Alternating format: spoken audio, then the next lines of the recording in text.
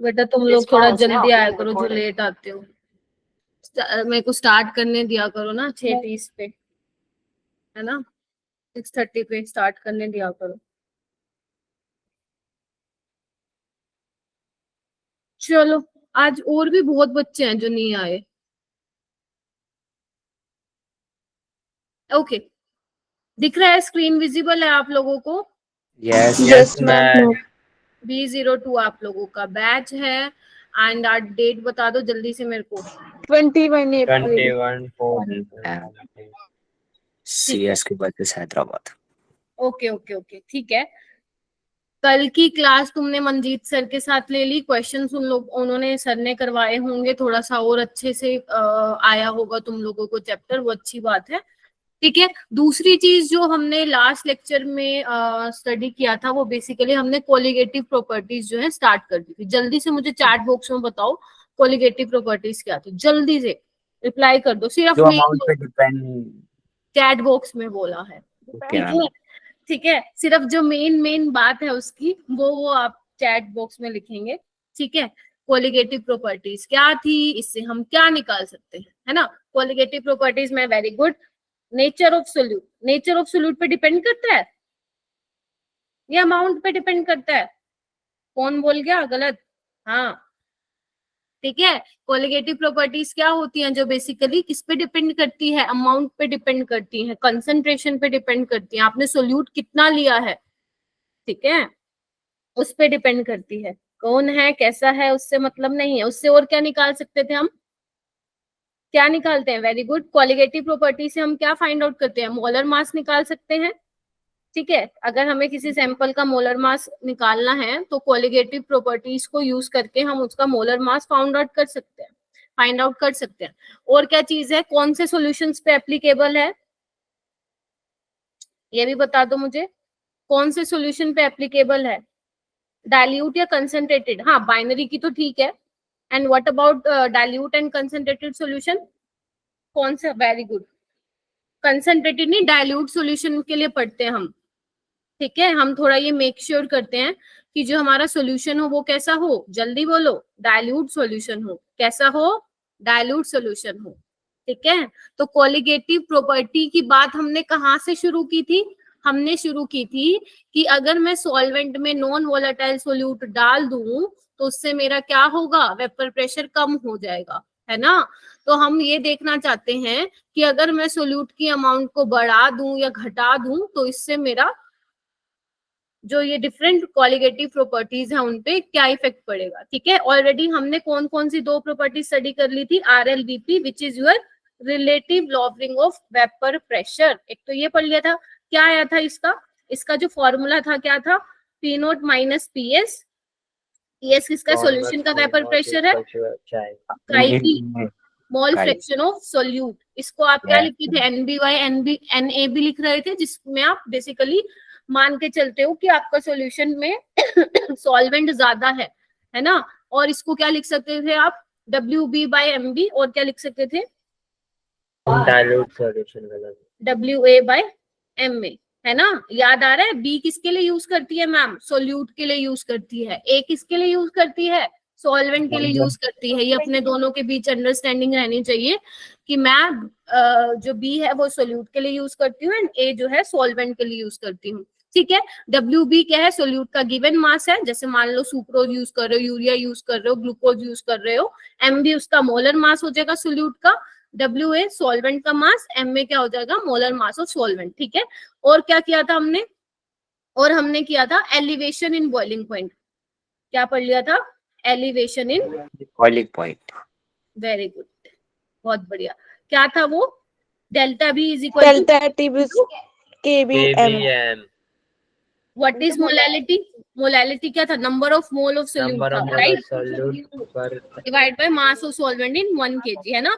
Number of mole of solute पे depend करके it means जो हमारा एलिवेशन इन बॉइलिंग पॉइंट था वो क्या था? हमारी कोलिगेटिव प्रॉपर्टी थी कि जैसे जैसे आप सोल्यूट ऐड करते जाओगे उसका वेपर प्रेशर क्या होता जाएगा? जल्दी बोलो।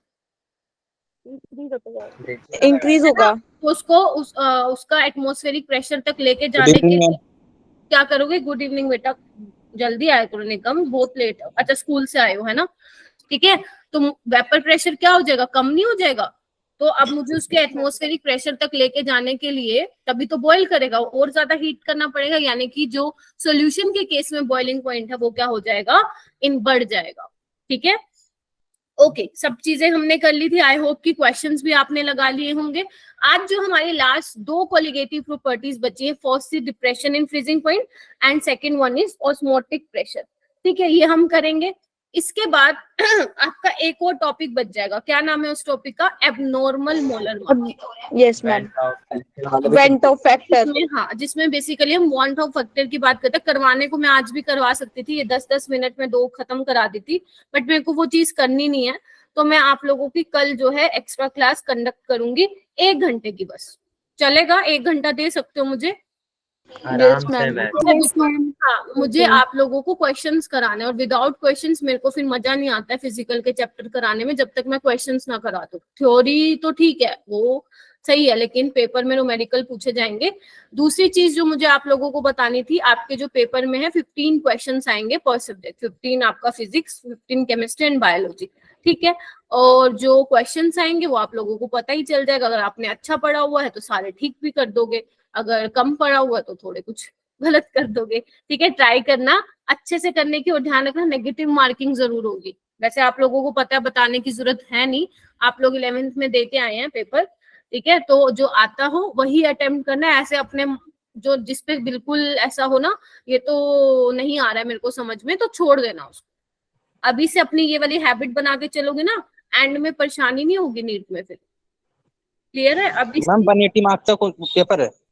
15 कितना होगा, 45 क्वेश्चंस हो गए ना, 45 into 4 कर हाँ दो, मैम 180 का है। 180 मार्क्स का पेपर हो गया। आई थिंक 2 आवर का टाइम है आप लोगों के पास। ठीक है, चलो अभी हम स्टार्ट करें क्या हमारा? Yes ma'am. चलो ठीक है, अभी हम स्टार्ट करते हैं depression in freezing point. Osmotic pressure हम जो है बाद में देखेंगे। ठीक है, okay. Depression in freezing point, जैसे जब मैंने आपको, क्या हुआ टेस्ट में, जय माता दी, ये कौन करता है भाई, जय माता दी? गुंजन नहीं करना, बिकॉज तुम लोग, मैं मना कर रहा हूँ मैम, मैं थोड़ी कह रहा हूँ कि करने की। अच्छा चलो इस पे देखो, है ना, जब हम बॉइलिंग पॉइंट की बात करते हैं, मैंने आपको क्या बताया था, जब मैंने बॉइलिंग पॉइंट की डेफिनेशन बताई थी, तो वो डेफिनेशन क्या थी, आप ये बोलते थे कि वो वाला टेम्परेचर मैम जिसपे वेपर प्रेशर जो है लिक्विड का एटमॉस्फेरिक प्रेशर के बराबर हो जाएगा, तब वो लिक्विड क्या करने लग जाएगा, बॉयल करने लग जाएगा। आप ऐसे नहीं बोलते, ऐसे नहीं बोलते हो, जब the temperature at which liquid boil या liquid convert into its gaseous phase, right? ऐसे ही फ्रीजिंग पॉइंट में क्या होगा, ऐसे नहीं बोलोगे, वो टेम्परेचर जिसपे क्या होगा, आपका लिक्विड क्या हो जाएगा, फ्रीज हो जाएगा, जम जाएगा, है ना। इसमें आप क्या बोलते हैं, फ्रीजिंग पॉइंट क्या होता है लिक्विड का, वो उस टेम्परेचर पे, जिस टेम्परेचर पे आपका liquid and it's solid state exist करते हैं आपस में इक्विलिब्रियम में। ठीक है, जो आपका सॉल्वेंट है, लिक्विड और सॉलिड स्टेट में आपस में क्या होते हैं, इक्विलिब्रियम में होते हैं, उस पॉइंट को हम क्या बोलते हैं, फ्रीजिंग पॉइंट बोलते हैं। तो जल्दी से चैट बॉक्स में डालो कि फ्रीजिंग पॉइंट क्या होता है, कौन सा टेम्परेचर होता है एट विच लिक्विड और उसकी जो सॉलिड स्टेट, अगर मैं पानी की बात कर रही हूँ तो आपका फ्रोजन सॉल्वेंट और लिक्विड सॉल्वेंट किस पे होगा, जब इक्विलिब्रियम पे होगा, तब आप क्या बोलेंगे कि फ्रीजिंग पॉइंट है सॉल्वेंट का, राइट? समझ में आई ये वाली बात? बोलो जल्दी बोलो, चैट बॉक्स में डालो जल्दी। Liquid and solid state will be in equilibrium, बहुत बढ़िया, बहुत बढ़िया। ठीक है, अब ये मत बोलना मैम वो टेम्परेचर जिसपे आपका पानी जम के बर्फ बन जाता है, नहीं, ये नहीं बोलना। ठीक है, अच्छा ओके। अब हम चलते हैं डायरेक्ट इसका क्या देखेंगे हम, इसका बोलो जल्दी बोलो, डायग्राम देखेंगे, ग्राफ, ग्राफ, ग्राफ देखेंगे। किसके बीच में ग्राफ होता है, जल्दी बोलो, वेपर प्रेशर और मोल्स, नहीं, वेपर प्रेशर और टेम्परेचर। आज मैंने सोचा सब अपने हाथ से लिखूंगी, आज मैंने कुछ भी नहीं लिखा हुआ स्लाइड में, सिर्फ वाली मैम की तरह क्वेश्चंस मिलेंगे आप लोगों को बस। ठीक है, टाइम नहीं था मैम के पास। ठीक है, तो अगर मान लो यहाँ पे देखो, अगर ये आपके पास क्या है, जल्दी बोलो बोलो बोलो, सॉल्वेंट, कौन सा सॉल्वेंट, सॉलिड सॉल्वेंट या कैसा solvent, solid solid solvent, very good. ध्यान से देखना, सुंदर सुंदर बनाएंगे, ठीक है। मैम और ये आपका लिक्विड सॉल्वेंट, देख पा रहे हो सारे बच्चे? यस Yes, मैम जब आपका सॉलिड, या इसको फ्रोजन सॉल्वेंट भी बोल सकते हो, और जो लिक्विड सॉल्वेंट जब इक्विलिब्रियम पे आ जाएंगे तब आप क्या बोलोगे? पानी क्या हो जाएगा? मैम फ्रीज होने लगेगा। वेरी गुड, ठीक है। तो इस टेम्परेचर को हम क्या बोलते हैं? TF. Note, TF stand for freezing point of solvent. जो आप बोलते हो, अगर मान लो आपका सॉल्वेंट पानी है, तो यहाँ पे उसका प्योर सॉल्वेंट का टेम्परेचर क्या होगा? 0 डिग्री सेल्सियस होगा। लेकिन अगर आपने इस सॉल्वेंट में अब डालना शुरू किया, क्या? नॉन वोलेटाइल सोल्यूट डालना शुरू किया, मतलब जिसकी उड़ने की टेंडेंसी नहीं है, जिसकी उड़ने की टेंडेंसी नहीं है, तो क्या होगा नहीं। उसका? मैम वो देर से फ्रीज होगा। वेपर प्रेशर क्या हो जाएगा उसका? कम हो मैम जाएगा। कम हो जाएगा। वेपर प्रेशर कम हो जाएगा तो टेम्परेचर भी क्या हो जाएगा? कम हो जाएगा। अब कम वो हो जाएगा। जमेगा कब? फ्रीज कब होगा? 0 डिग्री कम से सेल्सियस कम होगा। Very good. तो ये क्या है? What is this? TF. F ये किसका है फ्रीजिंग पॉइंट? सॉल्यूशन का है। अगर मान लो सॉल्वेंट का फ्रीजिंग पॉइंट तुम्हारा 0 डिग्री सेल्सियस है, अगर तुमने उसमें डाला भैया सोल्यूट डाला, कौन सा सोल्यूट? नॉन वोलेटाइल, जिसकी उड़ने की टेंडेंसी नहीं है, क्या होगा? वेपर प्रेशर कम हो जाएगा। यही तो शुरू से पढ़ते आ रहे हैं। अगर वेपर प्रेशर उसका कम हो गया तो फ्रीजिंग पॉइंट भी क्या हो जाएगा? कम हो जाएगा। यानी कि कम हो जाएगा। सेल्सियस पे नहीं जमेगा, वो -1, -2, -3 इन किसी भी टेम्परेचर पे क्या होगा? फ्रीज होगा। तो टीएफ क्या है बच्चा? यहाँ पे जल्दी बताओ, टीएफ क्या है? लिखना पड़ेगा। Ma'am freezing point of solution. Very good, बहुत बढ़िया। मेरे को पता है तुम लोगों को आता है, पर सुनो ध्यान से। और ये क्या है? Freezing point of solvent. बहुत बढ़िया, बहुत बढ़िया, ठीक है। अच्छा जी, इन दोनों के डिफरेंस को क्या बोलते हैं? Depression in freezing point. Very good, depression in freezing point. अच्छा, ये किसके बराबर होगा डेल्टा टीएफ? जल्दी बताओ। TF minus TF not. Note पहले वाला, नोट पहले आएगा या बाद में आएगा? मैम पहले आएगा। पहले आएगा, है ना? क्योंकि जो बाद Yes, वाला फ्रीजिंग पॉइंट है भैया, वो तो कम है ना। Yes ma'am. बोलो, ठीक है। तो ये डेल्टा टीएफ क्या है? Depression in freezing point. Depression कम हो गया ना। और जबकि बॉइलिंग पॉइंट में क्या था? Depression in boiling point. Elevation. Elevation. कौन बोला depression in boiling point? Depression Nigam तूने बोला बेटा। No ma'am. मैं था मैम। अच्छा, ठीक है। अच्छा, एक बात बताओ, जितना आप सोल्यूट डालते जाओगे, डालते जाओगे, डालते जाओगे, उतना फ्रीजिंग पॉइंट डिप्रेस होता जाएगा, होता जाएगा, होता जाएगा, राइट? यानी कि जो आपका डेल्टा टीएफ है वो किसके डायरेक्टली प्रोपोर्शन हो गया? Number of molality. Moles of solute के। क्योंकि डिपेंड कर रहा है ना आप सोल्यूट की अमाउंट कितना डाल रहे हो। जितना सोल्यूट की अमाउंट डालोगे उतना फ्रीजिंग पॉइंट डिप्रेस होता जाएगा, माइनस में जाता जाएगा, जाता जाएगा। यानी कि अब आपका जो सोल्यूशन है 0 डिग्री पे फ्रीज ना होके किसी दूसरे टेम्परेचर पे फ्रीज होगा। Are you getting my point? Yes ठीक है। तो ये क्या था? आपका मोलैलिटी था, है ना? और जब हमने डायरेक्टली प्रोपोर्शनलिटी के साइन को हटाया तो यहाँ पे क्या आ गया? KF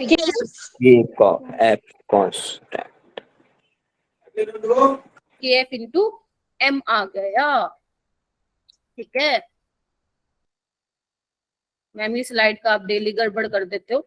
देखो, तो डेल्टा टीएफ क्या हो गया बच्चा? KF इंटू मोलैलिटी हो गया। बिल्कुल सेम है। डेल्टा टीबी का भाई है ये, वो कहता है KB इंटू M, ये कहता है KF इंटू M। तो अब मोलैलिटी को क्या लिख सकती है मैम? जल्दी बोलो। Given mass of ma'am solute WB by MB into M। Yes ma'am. और ध्यान रखना, जो सॉल्वेंट का मास है वो किसमें होना चाहिए? केजी में होना चाहिए। kg में। अगर आपको ग्राम दिया हुआ है तो आप क्या करेंगे? उसको 1000 से डिवाइड करेंगे, ठीक है। फिर लिखो जल्दी अपनी नोटबुक में लिखो, WB क्या है? मास ऑफ सोल्यूट है बच्चा। Yes ma'am. बहुत बढ़िया। MB क्या है? Molar mass of Molar mass of Molar solute. mass of solute. किसने अभी ज्वाइन किया है क्लास?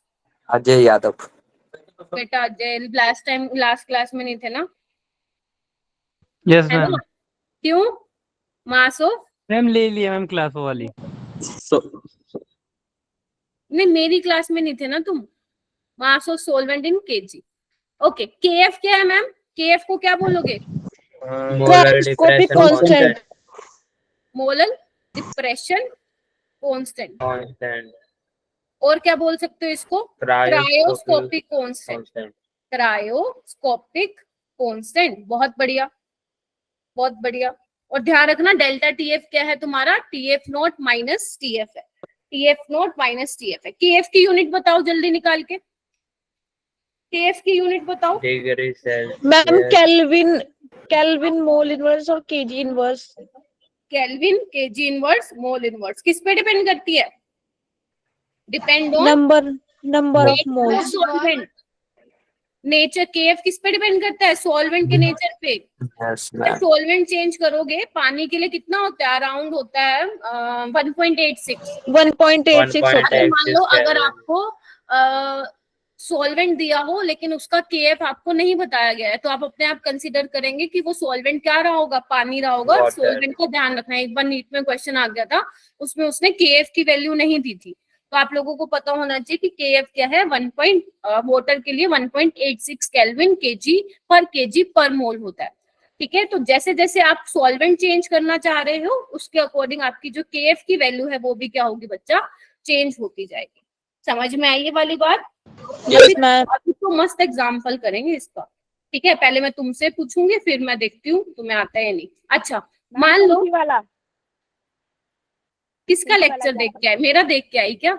मैम आपने तो बोला था कुल्फी वाला No, एग्जाम्पल। मैंने कब बताया? पिछले क्लास में आपने बोला था। बोला था क्या? यस मैम लास्ट यस में। मैम। अच्छा उसको देखो, सॉफ्ट करने के लिए नमक मिला देते हैं उसके अंदर। सच्ची बताओ ये मैंने बताया था? हाँ मैम। मैम मेरे को मैम आपने बोला था कि कुल्फी वाला एग्जांपल बताऊंगी मैं, बस इतना बोला था आपने। अच्छा, और तुम पढ़ के आगे होगे पक्का? Yes ma'am. यस नहीं, मेरे को सच में याद नहीं है मैंने ऐसे बोला था। मेरा तो सरप्राइज गया, फिर मजा सारा किरकिरा कर दिया। चलो, तो अगर मान लो जैसे हमने उसमें देखा था एलिवेशन इन बॉइलिंग पॉइंट में कि अगर KB नहीं दिया हुआ है तो KB को कैसे निकालोगे, ऐसी अगर KF नहीं दिया हुआ तो KF को कैसे निकालोगे? क्या होता है? R into M1 TF naught square divide में क्या होता है? 1000 इंटू डेल्टा H। इसमें क्या होता है? फ्यूजन होता है। फ्यूजन। हाँ, अभी हम फ्रीजिंग पॉइंट की बात कर रहे हैं, उसमें हम क्या बात कर रहे थे? बॉइलिंग पॉइंट की बात कर रहे थे, तो हम इसलिए उड़ना। हाँ, उड़ना। तो यहाँ पे TF क्या है बच्चे? फ्रीजिंग। लिखो लिखो जल्दी, लिखने की हैबिट होनी चाहिए। टीचर के साथ साथ जितना लिखोगे उतना यहाँ पे फिट रहेगा बड़े लंबे टाइम तक। Freezing point of pure solvent. Pure solvent, क्योंकि सारा चैप्टर ये किस पे बेस्ड है? न्यूमेरिकल पे। कंसेप्चुअल क्वेश्चन तो बेटा बहुत कम मिलेंगे इस चैप्टर से। ठीक है। R क्या है? Universal gas constant. M1 क्या है बेटा? मोलर मास किसका? Molar mass of solvent. ये लिख लोगे? Enthalpy of formation, sorry yes ma'am. Yes लिख मैम। लो फिर। Enthalpy of fusion. Enthalpy of fusion. चलो अब आ जाओ इसकी एप्लीकेशन पे। ठीक है, अब आ जाओ इसके एप्लीकेशन पे। देखो, आप लोगों को ये तो सब जगह आप रट लेते हो कि depression in freezing point, elevation in boiling point ma'am delta TF KF into M, delta TB KB into M। रटना है? जी हाँ, रटना तो है ही। मतलब इसके बिना न्यूमेरिकल नहीं सोल्व कर पाओगे। लेकिन जो जो आपके फॉर्मूले में टर्म्स दी गई हैं, WB MB W1, आप सबको ये एक एक टर्म का मतलब पता होना चाहिए।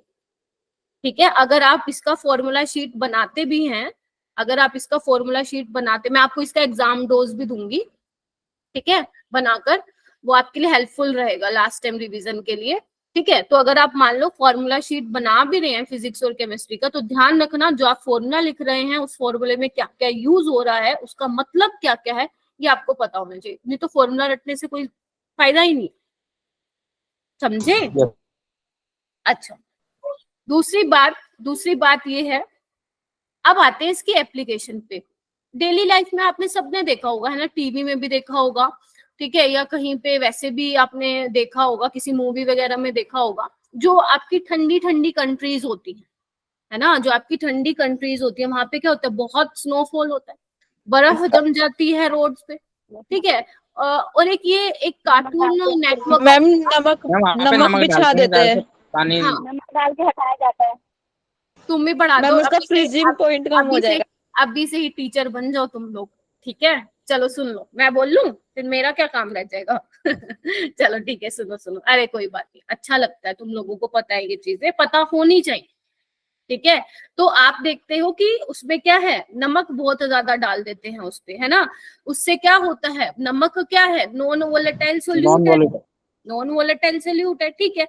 अब जैसे ही नॉन वोलेटाइल सोल्यूट डाला, तो जो बर्फ अब पहले 0 डिग्री सेल्सियस पे जम रही थी, अब उसका टेम्परेचर क्या हो गया है, कम हो गया है। अब यानी कि वो 0 पे तो नहीं पिघलेगी, और 0 पे तो नहीं जमेगी, -1, -2, -3 इन किसी से भी टेम्परेचर पे जम सकती है। अगर मान लो -5 ले लिया मैंने, है ना, -5 डिग्री पे जमेगी, और अगर सराउंडिंग टेम्परेचर -4 होगा, तो वो बर्फ क्या हो जाएगी, जल्दी बोलो, पिघल जाएगी, पिघल जाएगी। लेकिन ठंडक रहेगी वहां पे। आपने क्या किया, उस जो बर्फ जम गई थी सॉफ्ट कर दिया उसको, लेकिन ठंडक वैसे की वैसी है वहां पे, समझ रहे हो। एक तो Yes. ये है एग्जाम्पल जो आपको नॉर्मल किसी बुक में भी मिल जाएगा, और एक है एग्जाम्पल कुल्फी वाला, जो आप कह रहे हो मैम आप बताया था कि ऐसा कुछ बताऊंगी, बट सच में मुझे याद नहीं है।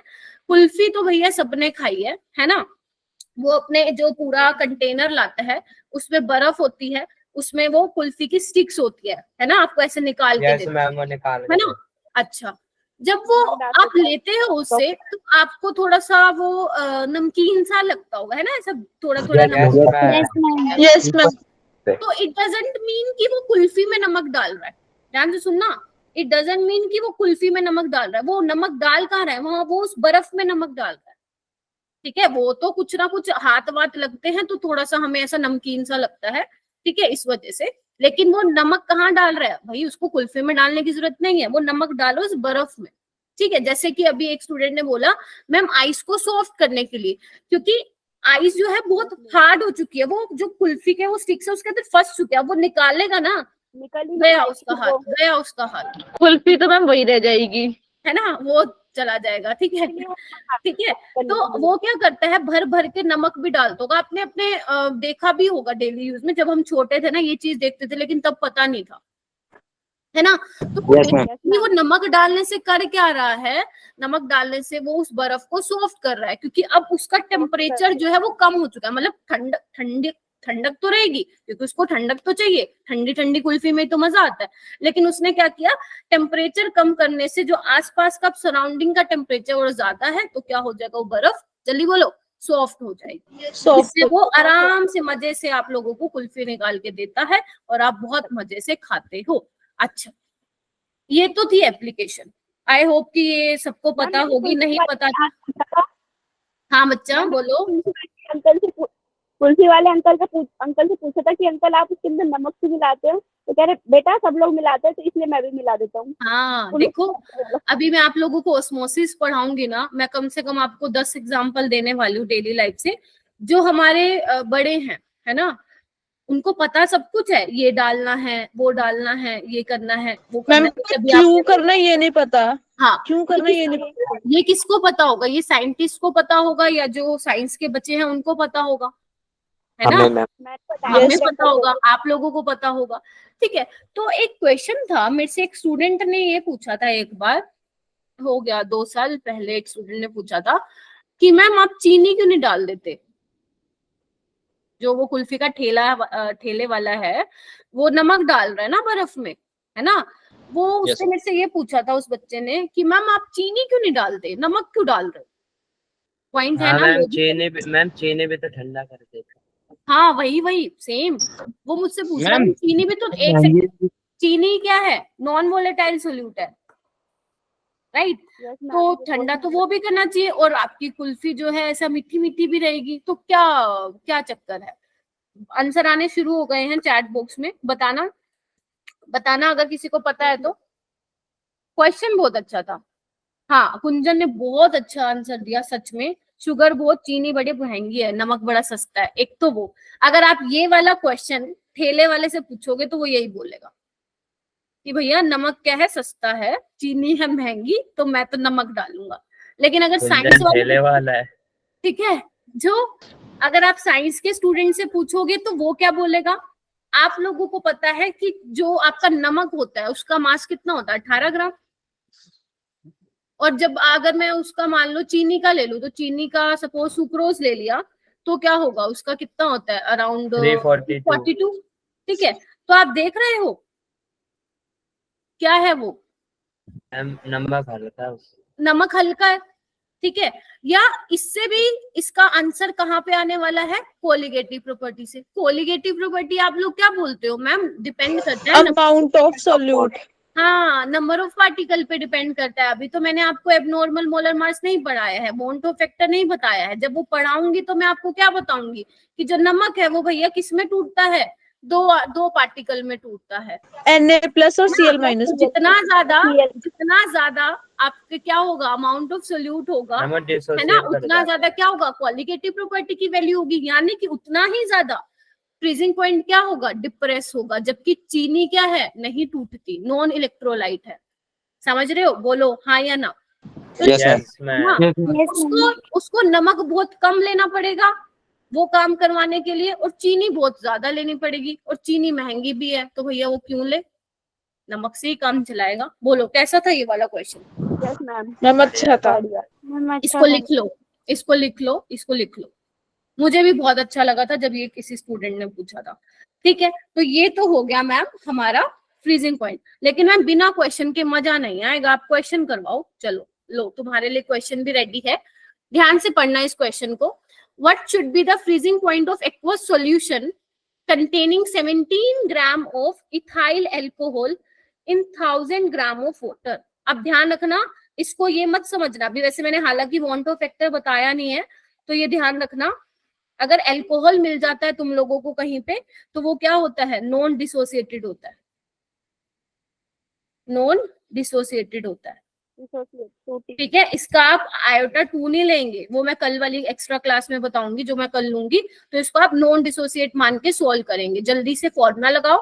आप लोगों को क्या दिया हुआ है, मास दिया हुआ है, WB दिया हुआ है 17 ग्राम, MB निकाल लो इसका कितना होगा अल्कोहल का। ठीक है, MA कितना होगा, 1000 होगा, और KF आपको ऑलरेडी गिवन है, KF सब कुछ दिया हुआ है। आप केल्विन में लो, सेल्सियस में लो, आपकी मर्जी, जल्दी से सॉल्व कर लो और मुझे आंसर बताना। सॉल्यूशन का पूछा है, फ्रीजिंग पॉइंट है ना, यानी कि TF पूछना चाह रहा है वो आपसे।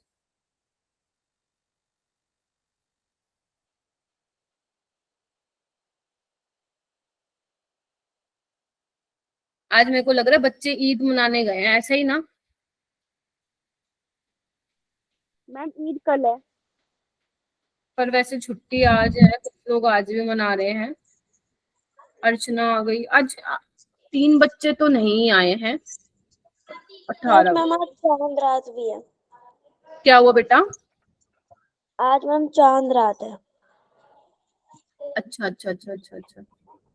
पर अपने यहाँ पे 26 तो स्ट्रेंथ रहती थी ना, आज 15 ही है ना। 3 स्टूडेंट तो मुझे बता के गए हैं 18, और बाकी पता नहीं कहाँ गायब है 8 बच्चे। हाँ हाँ, अर्चना स्टार्टिंग से है। निकालो निकालो जल्दी, इसका आंसर निकालो। फॉर्मूला क्या लगाओगे?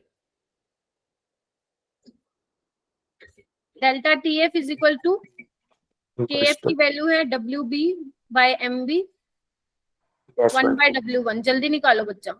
दीपक निकाल बेटा, साक्षी सब निकालो, राधिका, अर्चना, मेघा, अनुष्का, गायत्री, प्रियांशु, श्रेषी, प्रभजोत, निगम। कोई रह गया क्या? नहीं। अजय। ए होगा, ए होगा, निकाल लिया सबने? मेरे को सॉल्व मैम माइनस में नहीं आ रहा बेटा, माइनस में आएगा ना, देखो ना आंसर आ रहा होगा तुम्हारा 0.69 है ना। तो डेल्टा मैम 0.66 आ रहा है, 0.66। चलो कोई नहीं, इतना लगा लो।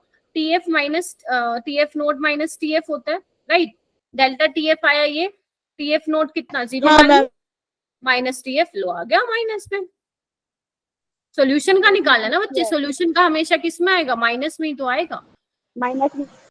है ना। 0 डिग्री से कम है ना टेम्परेचर सॉल्यूशन का, जब आप volatile sorry Yes. Non volatile solute डालते हो तो उसका जो टेम्परेचर है बच्चा वो डिप्रेस होके 0 से कम पहुंच जाता है ना, तो जो वैल्यू है वो माइनस में आने वाली है। क्लियर है? क्लियर है तो थम्स अप दो। Yes, ma'am. आगे बढ़ू, चलो। ओके मैम, नेक्स्ट क्वेश्चन भी है क्या? हाँ बिल्कुल है, करना शुरू कीजिए। ये सारे क्वेश्चंस जेई मेंस के हैं, ठीक है। तो मैं हमेशा बोल दूं तुम्हारा लेवल जेई मेन वाला होना चाहिए, नीट का तो कर लोगे। Freezing point of a 4% aqueous solution of x, है ना। एक्स का फ्रीजिंग पॉइंट बोला है उन्होंने, 4% aqueous solution of X is equal to the 12% aqueous solution of Y, ठीक है। जो आपका एक्स का है फ्रीजिंग पॉइंट वो इक्वल है वाई के, आपको परसेंटेज दी हुई है। एक्स का मॉलिक्यूलर वेट वो ए बोल रहे हैं और वो आपसे ये पूछ रहे हैं मॉलिक्यूलर वेट ऑफ वाई कितना होगा। यहाँ पे जो सेकंड ऑप्शन है बच्चा वो है 3a। क्वेश्चन समझ में आया? इक्वल है, इक्वल। बड़ी जल्दी निकाल लिया। दीपक कह रहे हैं सेकंड आएगा। अच्छा मैम मुझे, सेम होगी मैम, हाँ जी बेटा, एफ की वैल्यू सेम होगी क्या? हाँ। मैं एक्वस दिया तो वाटर ही। अच्छा इसका मतलब क्या होगा बच्चे, इधर देखो सारे के सारे 4% एक्वस सॉल्यूशन मतलब 4 ग्राम इन 100 ग्राम 100 grams. ग्राम सॉल्यूशन, यानी कि यहाँ पे सॉल्वेंट का मास कितना होगा, यानी कि WA कितना होगा 100. 6 ग्राम, और WB क्या होगा बच्चा 4 ग्राम। 4 ग्राम, 4. ठीक है। मॉलिक्यूलर वेट क्या होगा इसका, A होगा। इतना सफिशिएंट है, यही हमें दिया हुआ है, राइट। अभी क्या है 12% एक्वस सॉल्यूशन का मतलब क्या होगा, वो होगा कि 12 ग्राम तो आपका क्या है सोल्यूट का मास है, Solute solvent का का कितना हो गया 100 में से 12 82. 88. 88, और मॉलिक्यूलर वेट हमें इसका नहीं पता। उसने क्या बोला, फ्रीजिंग पॉइंट क्या है, इक्वल है, रख दो भाई इक्वल। किसने बोला है, delta TF1 is equal to delta TF is equal to 2, KF cancel हो जाएगा, molality of first solution is equal to molality of second. बोलो हाँ या ना। Yes, ma'am. 96 given molar mass हमें इसका A दे रखा है, ठीक है।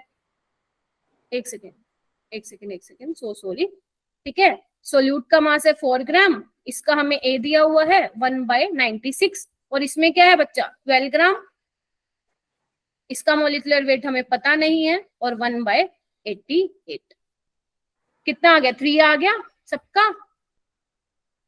Yes, ma'am. Yes. सॉल्व कर लोगे इसको? मैम।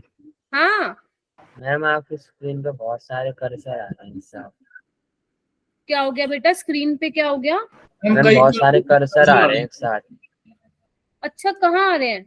मैम आप लिख रहे हो ना, मैम लिख रहे हो तब आ रहे हैं। हैं। अच्छा एक मिनट रुको, मैं देखती हूँ।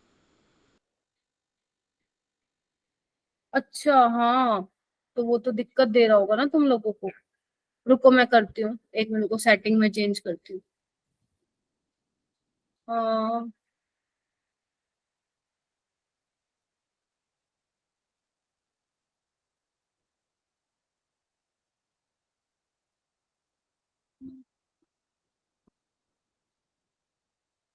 अभी आ रहा है क्या? अब ठीक है अब मैम, ठीक ये आ रहा है। चलो ठीक है, अब तो ठीक होगा, अब तो नहीं आ रहा होगा ना? यस मैम, अब नहीं आ ठीक रहा। है, यस मैम ठीक है। ओके ठीक है। वो ना एक्चुअली वो स्ट्रॉन्ग हो गया था ना, तो वो हर जगह शो हो रहा था। ठीक है, तो इसका आंसर 2 आएगा। कोई ऐसा बच्चा जिसका नहीं आया 3A? कोई है ऐसा? आ गया।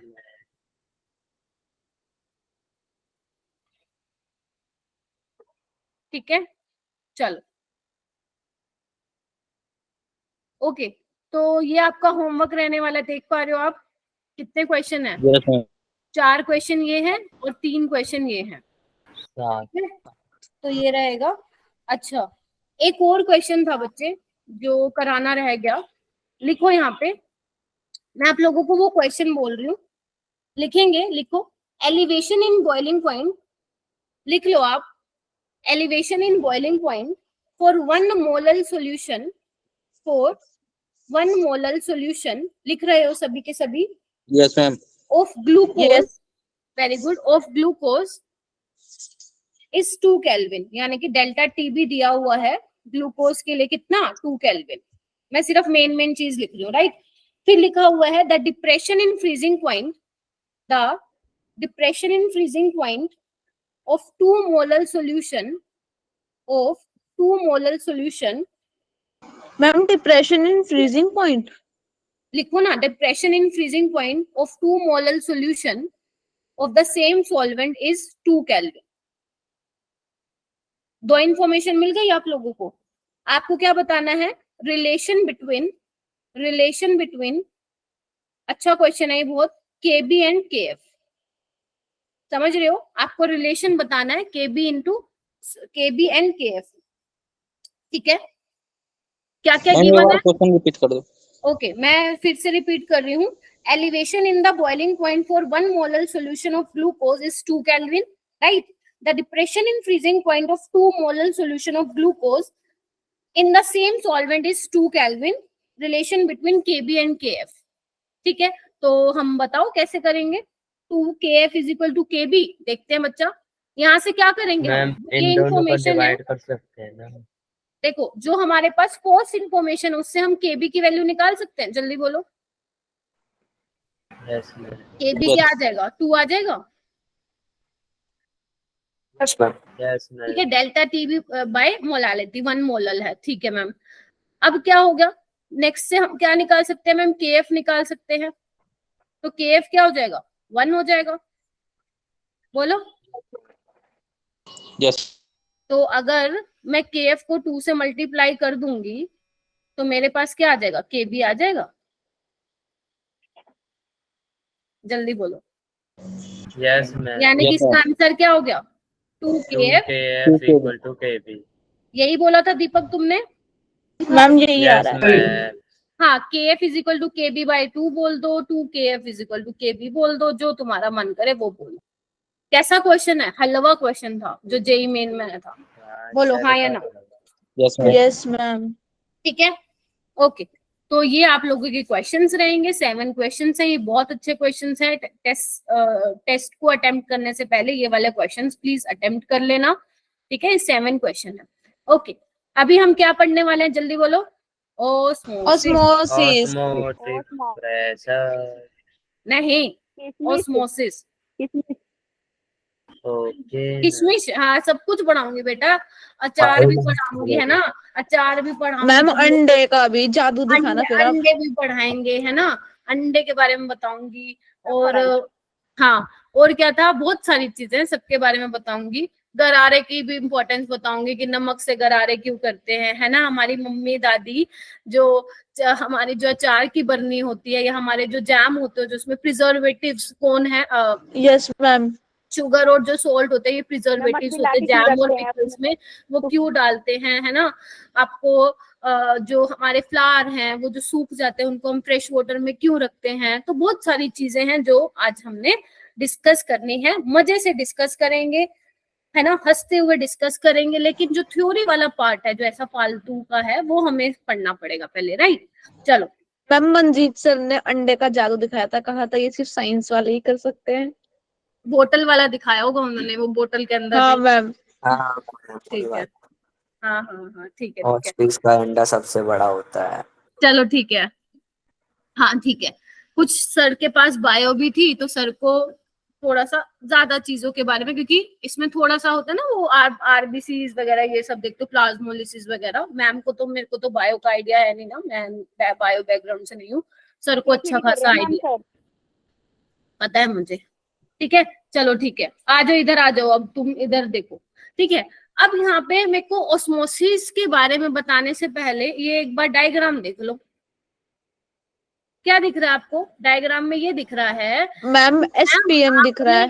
हाँ, आपने एक बीकर ले लिया, राइट, और बीकर में क्या किया, एक बीच में SPM की लेयर लगा दी।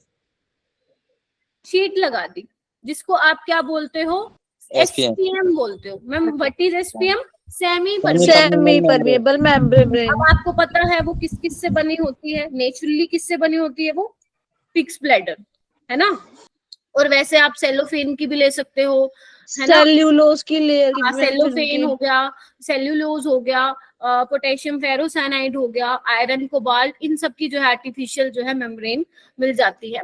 अच्छा, अब मेरी बात ध्यान से सुनो, बात वो किस्सा वो नहीं है, मैंने सेमी परमेबल मेम्ब्रेन के बारे में ज्यादा डिस्कस नहीं करना है, हमें मेरा ऑस्मोसिस करना है, हमें क्वेश्चंस करना है। समझ में आए? मेरा जो ज्यादा फोकस रहता है क्लास में वो क्वेश्चन पे रहता है, पता है ये तुम लोगों को, राइट? यस ठीक है। अच्छा, तो फटाफट से ऑस्मोसिस का प्रोसेस समझ लेते हैं बच्चा। जैसे मैंने बीकर में क्या लिया है, आप लोगों ने देखा होगा, सॉल्यूशन लिया है, ठीक है। अब मैंने बीच में लगा दी है SPM, semi permeable membrane. Semi का मतलब क्या होता है? आधा। और आपको पता है मेम्ब्रेन में क्या होता है? छोटे छोटे छोटे छोटे छेद होते हैं, पोर्स होते हैं, ठीक है। वो अपने अंदर से छोटे पार्टिकल को ही पास करता है, मोटे तगड़े पार्टिकल्स को जाने नहीं देता, ठीक है। आप सबको पता है, ठीक है। तो अगर मैं आपको बोलूं कि यहाँ पे मेरे पास क्या है, प्योर सॉल्वेंट है, मान लो पानी है, राइट, मान लो पानी है, और यहाँ पे क्या है मेरे पास, सॉल्यूशन है। सॉल्यूशन में क्या होगा, मैंने सोल्यूट डाला होगा, और Yes, तुम ma'am. लोगों को पता है जो पानी है उसका, पानी के जो मॉलिक्यूल्स का साइज है वो छोटा है, उनके पार्टिकल्स का साइज छोटा है, जबकि सॉल्यूशन में क्या है, पानी के साथ साथ आपका क्या है, सोल्यूट भी है। सोल्यूट। अब सोल्यूट तो मोटे तगड़े ताजे होते हैं। अब आपको ये भी पता है बच्चा कि जो वाटर है उसका वेपर प्रेशर ज्यादा होता है, लेकिन जैसे ही मैं उसमें सोल्यूट डाल दूंगी तो उसका वेपर प्रेशर कम हो जाएगा, हाँ या ना? Yes ma'am. मैम। इस साइड पे मेरा वेपर प्रेशर ज्यादा है,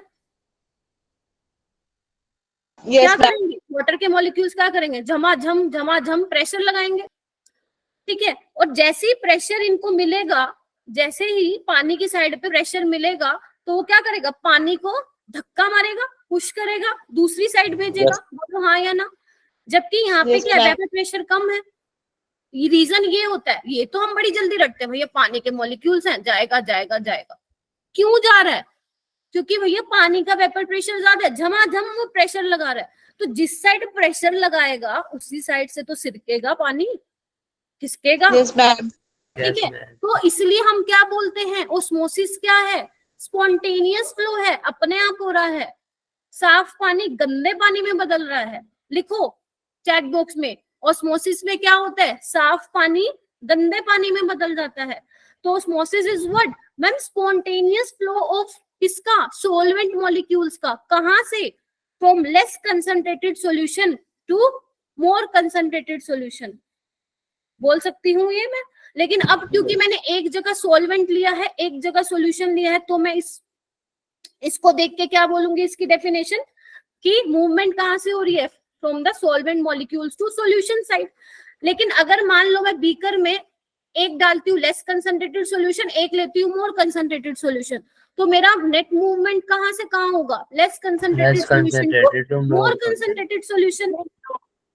समझ में आया ओस्मोसिस हो क्यों रहा है, किस वजह से, प्योर सॉल्वेंट से ही, सॉल्वेंट के मॉलिक्यूल ही पास हो रहे हैं, दूसरी साइड से क्यों नहीं आ रहे भैया सॉल्वेंट मॉलिक्यूल, थोड़े थोड़े तो आएंगे वहां से भी, हल्के फुल्के तो आएंगे, है ना, लेकिन मेजॉरिटी हाँ जो आपका सॉल्वेंट वाली साइड है वहां पे क्या है, वेपर प्रेशर ज्यादा लग रहा है, झमाझम वेपर प्रेशर लग रहा है, जिसकी वजह से वो खिसक खिसक के गंदा पानी बन रहा है, साफ पानी गंदा पानी हो रहा है। Are you getting my point? अगर है जल्दी से थम्स अप दो।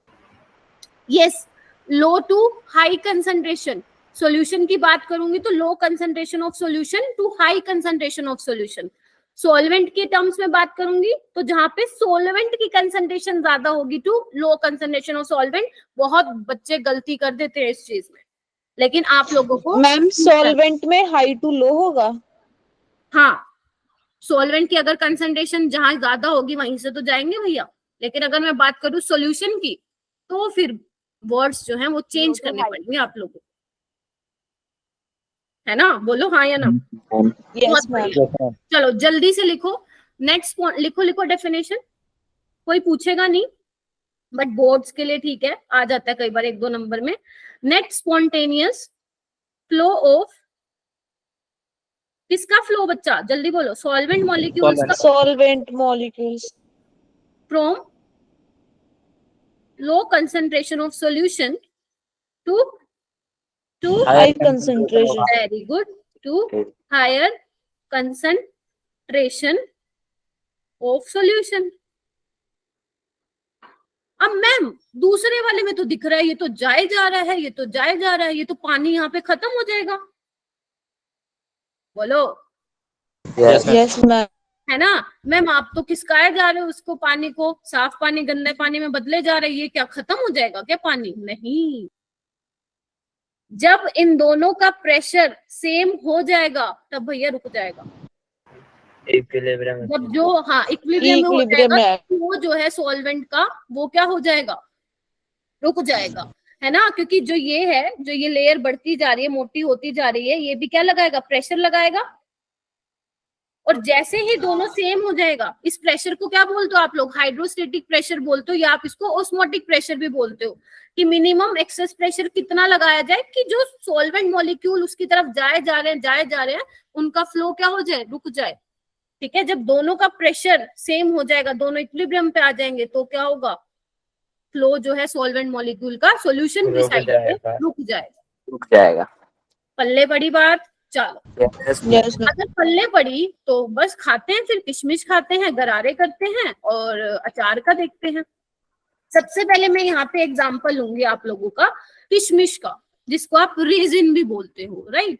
आप क्या करते हैं जनरली, जो किशमिश है हम कहते हैं भिगो के खानी चाहिए, वो हमारे लिए बहुत अच्छी होती है, बोलते हैं ना ये। तो रात को जब हम इसको भिगो के रखते हैं तो होता क्या, आप लोगों को पता है, जो किशमिश के जो मेम्ब्रेन है, मतलब जो उसकी कवरिंग है, वो भी क्या है, आपकी मेम्ब्रेन की तरह एक्ट करती है, उसमें भी क्या है, छोटे छोटे छेद हैं। ठीक है, अच्छा अब किशमिश क्या है, मीठी है, यानी कि उसके अंदर की कंसंट्रेशन क्या है, ज्यादा है, ज्यादा है। अब मैं इसको पानी में डाल दूंगी, बिल्कुल साफ पानी में, प्योर वाटर में डाल दूंगी। अब आपको पता है क्या करेगा, मूवमेंट कहाँ से कहाँ होता है, solvent low concentration to high concentration. Yes, ma'am. तो पानी क्या होगा, रातों रात उसके अंदर भरेगा, एब्जॉर्ब करेगा वो पानी को, फूल जाएगी। हाँ, जिससे आप क्या देखते हो, सुबह वो थोड़ी स्वेल मतलब होकर दिखती है आपको, है ना, फुली हुई दिखती है आप लोगों को। ठीक है, तो ये भी कैसा प्रोसेस है आप लोगों का, ओस्मोसिस वाला प्रोसेस है। प्लांट वालों का आप लोगों को पता ही है, कौन एक्सप्लेन करेगा कैसे एब्जॉर्ब करता है पानी, बताओ कोई एक स्टूडेंट मुझे बताएगा? हाँ प्रभजोत बताओ। मैम प्लांट के अंदर वैक्यूल्स होते हैं ना, उनके सेल के अंदर, तो उसमें बहुत ज्यादा सॉल्यूट होता है, तो मैम बाहर से पानी उसमें अंदर आ जाता है। हाँ, अगर आप खाद ज्यादा डाल दोगे तो क्या होगा, लेकिन अगर मैं खाद जो आप बोलते हो फर्टिलाइजर ज्यादा हो जाएगा तो क्या होगा, सूख जाएंगे पौधे। Yes, क्या होगा, बाहर से अंदर से क्या होगा, बाहर जाने लग जाएगा पानी। अगर बाहर Yes, ज्यादा ma'am. कंसंट्रेशन हो जाएगी तब। हाँ, क्योंकि उससे क्या होगा, खाद ज्यादा डालने से कंसंट्रेशन बढ़ जाएगी। ठीक है, अच्छा आप सिंपल उसका भी एग्जांपल ले सकते हो, ग्रेप्स का भी एग्जांपल ले सकते हो, अंगूर का, वो भी ऑस्मोसिस प्रोसेस। अगर आप उसको पानी वाले सॉल्यूशन में डालते हैं या उसको आप नमक वाले सॉल्यूशन में डालते हैं, तो आप लोगों को पता है फ्लो क्या होगा, मूवमेंट क्या होगी। ठीक है, आपने देखे होंगे जो आप फ्लावर्स लाते हो, है ना, जो आप उसमें डालते हो ना, फ्लावर पॉट में डाल के रखते हो, तो उसमें पानी भी होता है, मनी पता है प्लांट। आपको? हाँ, अगर आप कोई और फ्लावर ला रहे हो, अगर आप चाहते नहीं हो कि वो सूखे, तो आप उसमें पानी डाल के रखते हो, तो वो हमें पता तो है वो नहीं सूखेंगे पानी डालने से, लेकिन क्यों नहीं सूखेंगे, उसके पीछे साइंस क्या है, ओस्मोसिस है। हो क्या रहा है, पानी में डालने से हो क्या रहा है, मूवमेंट कहाँ से कहाँ हो रही है, low concentration to high concentration, जिसकी वजह से वो बहुत लंबे टाइम तक फ्रेश लगते हैं वो फ्लावर्स। ठीक है, जब आपने देखा होगा, मैं आप लोगों को बताती हूँ, जैसे आपने घर के आसपास देखे होंगे वेंडर, जैसे आप दिवाली पे या किसी की शादी वादी पे ऐसा कुछ भी जो है फ्लावर्स वगैरह लेने जाते हैं, तो जब वो निकालते हैं जहां से, वो ऐसे गिल्ले गिल्ले से लगते हैं। हाँ मैम। किस में रखते हैं वो, पानी में रखते हैं, क्यों रखते हैं, रीजन क्या है बताओ? ओस्मोसिस। मैम सूख ना जाए। हाँ, सूख ना जाए, लेकिन उनको नहीं पता कि इसके पीछे प्रोसेस क्या था, ओस्मोसिस। मैम वो सब्जी वाले पानी डालते रहते है ना। अच्छा, और क्या देखें, और कैसे करें, हाँ, चाय की बरनी कह रही हूँ, अचार की बरनी तो सबने देखी है ना, जिसमें अचार डालती है, हम ले लेते हैं आम का अचार ले लेते हैं, है ना। तो उसमें क्या होता है आपका, अगर मान लो मैं आम का अचार डाल रही हूँ तो जो आम की जो आउटर मेम्ब्रेन है वो भी, ठीक है, उसमें भी क्या है, पोर्स है। तो आप क्या, अगर आपने देखा होगा अपनी मम्मी को, उसमें क्या है, बहुत ज्यादा नमक डालती हैं वो। कभी हाँ पूछा मैम। इसको क्यों डालते हो? Yes, वो नहीं पता होगा इस चीज का। वो तो ये बोलते हैं खराब खराब नहीं होगा अचार, है ना, वो यही बोलते हैं कि मैम खराब खराब नहीं होगा। हाँ, क्योंकि अगर आपने नोटिस किया हो, जब उसके अंदर आप लोग अचार भरते हो, अचार की बनने में, तो वो ऊपर तक भरता है ना, आप देखते हैं। हाँ मैम। तो जो ऊपर वाले हैं मम्मी कहती है अचार जो उसे है- गला दे, हाँ उसे गला देती हाँ, है। अचार के जो पीसीज होते हैं जो ऊपर की तरफ होते हैं, तो उसमें फंगस लगने का डर रहता है, यस मैम। ठीक है। तो उसमें नमक क्यों डाला जाता है? अब फंगस क्या है, फंगस लेस कंसर्न, फंगस की जो वो वॉल है वो भी मेम्ब्रेन की तरह बिहेव करते हैं। बाहर क्या है, बहुत ज्यादा कंसंट्रेटेड है, तो जो मूवमेंट है वो कहाँ से कहाँ होगी, low concentration to high concentration. Yes, इसमें ma'am. क्या होता है, जो बाहर फंगस निकल होती है जाएगा, वो क्या मर हो जाती है, जाएगा। पिचक जाती है। जो फंगस होती है वो क्या है, Yes, मर ma'am. जाती है। तो आपका अचार मजेदार रहता है, ठीक है। ऐसे ही आपने देखा होगा जो जैम्स वगैरह, उसमें क्या शुगर डालते हैं, ठीक है। तो ये सारे Yes. सोल्ट हो गया, शुगर हो गया, ये प्रिजर्वेटिव्स की तरह काम करते हैं। इसके पीछे फिनोमेना कौन सा बच्चा, ऑस्मोसिस है, राइट। अच्छा, ये क्या कर रही है, ये जो मैंने एक लड़की की गरारे। गरारे कर रही है, ठीक है। आप ये तो भैया हमें पता ही है, गले में ऐसा कुछ भी होता है, दर्द वर्द होता है, तो मम्मी कहती है नमक के गरारे कर ले, गार्गल कर ले। लेकिन इसके पीछे क्या प्रोसेस हो रहा है, ऑस्मोसिस। ऑस्मोसिस। जैसे मान लो ये तुम्हारा गला है, राइट, यहाँ पे लग चुकी है फंगस, ओ फंगस कह रही, सॉरी, बैक्टीरिया, ठीक है, जिसकी वजह से आपको ज्यादा पेन हो रहा है। मैं फिर बोल रही हूँ, नमक के गरारे करने से अगर आपने नोटिस किया हो तो वो ठीक नहीं हो जाता, थोड़ा सा आपको कंफर्ट सा फील होता है, मतलब थोड़ा हल्का मैम रिलीफ मिलता है बस। रिलीफ मिलता है, ठीक है, थोड़ा सा पेन कम हो जाता है, बाकी दवाई खाने से ही ठीक होगा, ठीक है। तो यहाँ पे क्या है, आपके बैक्टीरिया है। अब बैक्टीरिया की वॉल भी किसकी तरह बिहेव कर रही है, मेम्ब्रेन की तरह। Yes ma'am. जैसे ही आप नमक का पानी लेते हो, ये क्या है, सारा सॉल्टी सॉल्यूशन है आप लोगों का, नमक का पानी है, कंसंट्रेशन Yes, ज्यादा है, ma'am. इसके अंदर कंसंट्रेशन कम है, तो मूवमेंट कहाँ से कहाँ होगी, low concentration to high. High. तो क्या होगा, ये बैक्टीरिया और जो भी वायरस आ चुका है हमारे यहाँ पे गले में, वो क्या हो जाएगा, पिचक जाएगा, मर जाएगा, समझे। Yes ma'am. Yes ma'am. Yes, ma'am. मैं होते इतने एग्जाम्पल, नहीं तो पता चले आज पूरा दिन ऑस्मोसिस ही पढ़ रहे हैं, ठीक है। अच्छा, ओके। तो उसके बाद हम क्या देखते हैं, ऑस्मोटिक प्रेशर जो है, सॉरी, जो आपका ऑस्मोसिस है, उसके बाद हमें क्या डिस्कस करना है कि वो कैसे कोलिगेटिव प्रॉपर्टी है, ठीक है। जैसे हमने बाकी सारी कोलिगेटिव प्रॉपर्टीज पढ़ी है, वैसे ही हमें ये भी देखना है कि ऑस्मोटिक प्रेशर जो है हमारी कैसे कोलिगेटिव प्रॉपर्टी है। लेकिन उससे पहले हम देखेंगे कि ऑस्मोटिक प्रेशर आपका होता क्या है, ठीक है। तो आप लोगों को यहाँ पे क्या दिख रहा है बच्चा, ये वाला प्रोसेस कैसा है, सिंपल। आपने क्या लिया हुआ है, एक बीकर लिया हुआ है, दोनों साइड सॉल्यूशन है, एक जगह लेस कंसंट्रेटेड सॉल्यूशन है, एक जगह हाई कंसंट्रेटेड सॉल्यूशन है। या मैं सिंपल बोलूं कि यहाँ पे आपने सॉल्वेंट के मॉलिक्यूल्स लिए हुए हैं, यहाँ पे आपके सॉल्वेंट के साथ सोल्यूट मॉलिक्यूल्स भी हैं। तो सॉल्वेंट का वेपर प्रेशर होने की वजह से जो पानी है वो खिसक खिसक के कहाँ जाता है, हाई कंसंट्रेशन की साइड जाता है, यानी कि साफ पानी को क्या करता है, गंदा करता है। बोलो हाँ या ना। Yes ma'am. Yes, अच्छा, ma'am. लेकिन अभी मैंने आप लोगों को बोला थोड़ी देर पहले ही कि ये तो साफ पानी, गंदा पानी तो जाता जा रहा है, और ये देखो ऊपर उठता जा रहा है। तो क्या ये वाला खत्म हो जाएगा क्या, आपका जो सॉल्वेंट है ये क्या खत्म हो जाएगा क्या, नहीं। जब तक ये इन दोनों का प्रेशर ना सेम हो जाए तब तक ये क्या होगा, चलता जाएगा चलता जाएगा। जैसे ही इक्विलिब्रियम पे आए इन दोनों के प्रेशर, तो क्या हो जाएगा, रुक जाएगा।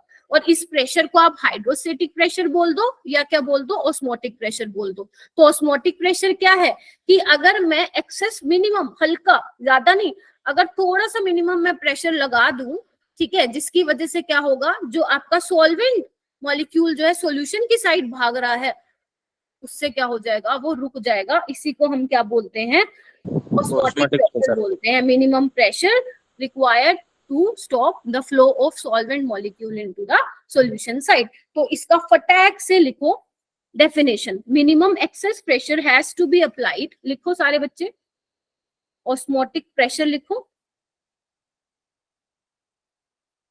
क्या लिखोगे, minimum excess pressure has to be, लिख रहे हो, नोट्स बना रहे हो, Yes. Yes, ma'am. be supplied, has to be supplied on the, किस पे लगाना है, किस पे लग रहा है, सॉल्यूशन साइड पे, on the solution slide to prevent the entry of solvent molecules into the solution.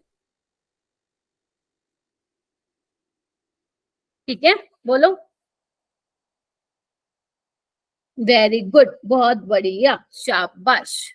The compensating pressure impedes the passage of solvent molecules from left to right. इसी को ही हम क्या बोलते हैं, ऑस्मोटिक प्रेशर बोलते हैं. तो अगर आप जितना ज्यादा सोल्यूट डालते जाओगे उसकी लेयर और मोटी होती जाएगी, प्रेशर डिफरेंस ज्यादा क्रिएट होता जाएगा. यानी कि हमारा ऑस्मोटिक प्रेशर किस पे डिपेंड कर रहा है, अमाउंट ऑफ सोल्यूट पे सोल्यूट. है. इसलिए हम ऑस्मोटिक प्रेशर को क्या बोलते हैं कि ये हमारी क्या है, कोलिगेटिव प्रॉपर्टी है. क्या बोलते हैं, osmotic pressure is colligative property. Very good, colligative property.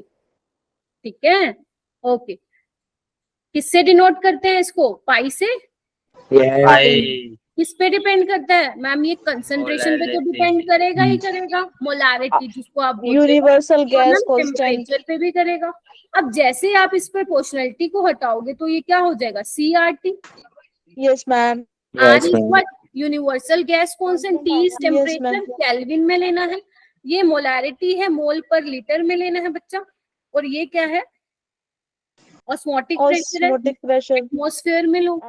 ठीक है, अच्छा ये कैसे कैसे दिखाई दे रहा है आपको, थोड़ा आइडियल गैस इक्वेशन की तरह दिखाई दे रहा ma'am PV is equal to nRT की तरह. है, is equal to NR. ठीक है, अब कंसंट्रेशन क्या है बच्चा, मोलारिटी है, यानी कि N/V into RT. Yes ma'am. बोलो हाँ या ना. Yes ma'am. और N क्या है, नंबर ऑफ मोल, यानी कि given mass by molar mass into V into volume. यानी कि अगर आपको ऑस्मोटिक प्रेशर निकालना है, आपको सोल्यूट का मास और मोलर मास दिया हुआ है, volume, temperature, universal gas constant की वैल्यू दी हुई है. अगर नहीं दे रखी तो आपको पता होना चाहिए 0.0821 लीटर एटमॉस्फेयर पर केल्विन पर मोल आपको लेनी है वैल्यू. क्योंकि जब प्रेशर आपका दिया गया होता है तो उस केस में जो R की वैल्यू है आप इतनी लेते हैं, लीटर एटमॉस्फेयर पर केल्विन. एनसीईआरटी का एक एग्जांपल है मैम, उसमें प्रेशर तो दिया है पर आर की वैल्यू 8.314 into 10 की पावर 3 ली थी उन्होंने. वो तो बेटा उसमें लेते हैं, क्या लेते हैं, जब जूल पर केल्विन पर मोल है, एनर्जी के केस में लेते हैं वो वैल्यू. बट प्रेशर के केस में तो यही लेनी पड़ेगी, नहीं तो कैंसिल. मैम प्रेशर दे रखा था फिर भी उन्होंने वो ली थी. मैंने ये लगाया था तो मेरा आंसर नहीं आ रहा था सही. अच्छा 0.0821 लेने से नहीं आ रहा था. नो मैम, फिर वो वाला मैंने सॉल्यूशन देखा ना तो उन्होंने 8.314 लगा रखी थी. कुछ तो गड़बड़ है, क्योंकि या तो जूल को उनको कन्वर्ट करना पड़ेगा, उनको एटमॉस्फेयर में, क्योंकि अदरवाइज तो यूनिट कैसे कैंसिल होगी फिर. हमें तो बेसिकली एटमॉस्फेयर से एटमॉस्फेयर कैंसिल करना है ना यूनिट, तो वो तो होगी नहीं जब तक जूल में दे रखी होगी. तो कुछ ना कुछ तो लोचा है उस क्वेश्चन में, तो आप वो भेजेंगे मेरे को. ठीक है मैम. ठीक है, चलो ये क्या है आप लोगों का, ऑस्मोटिक प्रेशर. ठीक है, W भी बताने की जरूरत है, WB MB बताने की जरूरत है, सबको पता है. नो मैम, ठीक है, मास ऑफ सोल्यूट और molar mass of solute. Very good. Okay, अब आ जाओ अंडे का एग्जांपल. देखो मैं तो फोटो लेके आ गई हूँ तुम लोगों के लिए, फोटो से ज्यादा समझ में भी आ गया होगा, चाहे मैं ना भी बताऊं तब भी समझ में आ गया होगा फोटो को देख के, है ना. तो बेसिकली आप जो है 3 टाइप के जो है इसमें सॉल्यूशन देखेंगे. फर्स्ट बच्चा आप देखेंगे आइसोटोनिक, मोस्ट इंपॉर्टेंट बच्चा, क्योंकि यहाँ से ना भर भर के न्यूमेरिकल आते हैं आइसोटोनिक से। ठीक है, दूसरा हम देखेंगे हाइपोटोनिक, हाइपरटोनिक, हाइपोटोनिक, और थर्ड हम देखने वाले हैं यहाँ पे हाइपरटोनिक। Hypertonic, hypertonic solution. ठीक है, ओके। जब मैं बात करूंगी आइसोटोनिक सॉल्यूशन की, यानी कि आप बेसिकली वो सॉल्यूशन ले रहे हो जिनकी कंसंट्रेशन क्या है, दोनों की सेम। ठीक है, अगर मैं बात करूं उनके ऑस्मोटिक प्रेशर का, तो फर्स्ट वाले सॉल्यूशन का और सेकंड वाले का जब कंसंट्रेशन ही सेम है तो उनका ऑस्मोटिक प्रेशर भी क्या होगा, सेम होगा। और जब कंसंट्रेशन सेम होगी, C1 is equal to C2 होगा, तो क्या वहां पे कोई ऑस्मोसिस होगा? नहीं होगा, नहीं, नो ऑस्मोसिस। जब मैं किसकी बात कर रही हूँ, आइसोटोनिक सॉल्यूशन। अगर तुम्हारे पेपर में आ जाए कि एक ये सॉल्यूशन है ग्लूकोज का, एक है तुम्हारे पास सुक्रोज का, या मान लो हो सकता है कि किसी यूरिया का, आपस में आइसोटोनिक है, तो उसी बिना सोचे समझे लिख देना π1 इज इक्वल टू π2, यानी कि C1, यहाँ पे मैं लिख भी देती हूँ, C1 RT is equal to C2 RT। R और T क्या रहेगा, सेम रहेगा, टेम्परेचर, R कैंसिल हो जाएगा तो C1 is equal to C2 आ जाएगा। और फिर अपना न्यूमेरिकल जो है आप सोल्व कर सकते हैं N1/V करके, N2/V2 करके। ठीक है जी। दूसरा सॉल्यूशन, दूसरा जो आप लोगों का सॉल्यूशन मैंने लिया है वो लिया है हाइपोटोनिक सॉल्यूशन। हाइपोटोनिक सॉल्यूशन में क्या होता है कि एक सॉल्यूशन की कंसंट्रेशन क्या होती है, दूसरे के रिस्पेक्ट में कम होती है। तो मैं मान लेती हूँ कि जो जो 1 वाला सॉल्यूशन है उसका जो ऑस्मोटिक प्रेशर है वो क्या है, कम है सेकंड वाले से। अगर अब कंसंट्रेशन कम है तो उसका ऑस्मोटिक प्रेशर भी कम होगा। जबकि हाइपरटोनिक में क्या लूंगी मैं, एक सॉल्यूशन के रिस्पेक्ट में दूसरे वाले की कंसंट्रेशन क्या होती है, ज्यादा होती है, उसको आप हाइपरटोनिक। तो जैसे यहाँ पे बच्चा एग का एग्जाम्पल दिया हुआ है, एग का ऊपर वाला क्या बोलते हैं उसको, जो उतरा हुआ है यहाँ से, जल्दी बताओ। शेल मैम, शेल शेल जो है यहाँ पे उतरा हुआ है। ठीक है, अब जो इसकी ये कवरिंग है वो कैसे बिहेव कर रही है, मेम्ब्रेन की तरह, जल्दी बोलो। यस, ये मेम्ब्रेन की तरह बिहेव कर रहा है, मतलब क्या होगा, आर पार हो सकते हैं। ठीक है, छोटे पार्टिकल आर पार हो सकते हैं।